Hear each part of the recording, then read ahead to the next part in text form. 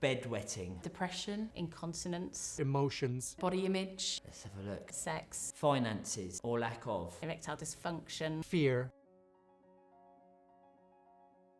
People are embarrassed to talk about things, and by not talking about it, it seems 100 times worse.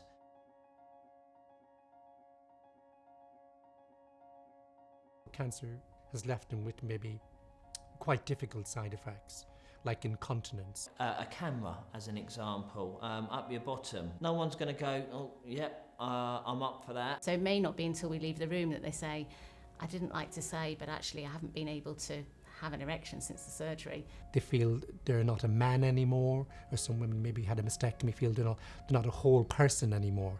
You know, not being able to look after your children, not being able to do the norm, all the things that I think society puts upon us to say that that's what you should be doing, and suddenly something comes along that takes that away from you. I feel really worried about people who don't open up after they've had a life-threatening diagnosis. You can experience some very strong feelings, and it can be very intense. Not wanting to get out of bed and go to work as a result of a diagnosis or treatment. Sadly, I do have people that say to me, I want to die now.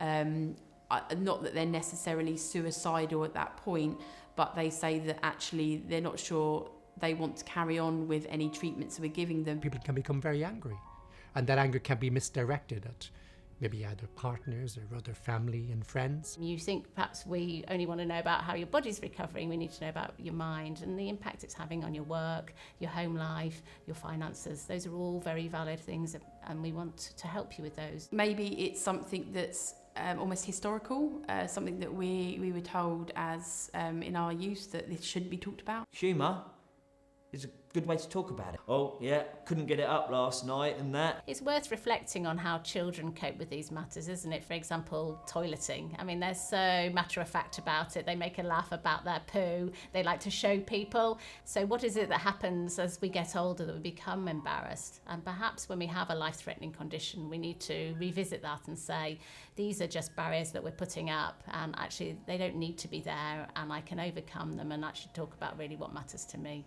When you speak to someone and you know that it's something that's more common than you think, that alone is something really big, that's massive. We can discuss how you've been feeling, how all of this whole cancer experience has impacted on you. It's okay, you know, it's all right to say the wrong thing. If you have a problem, talk to somebody about it.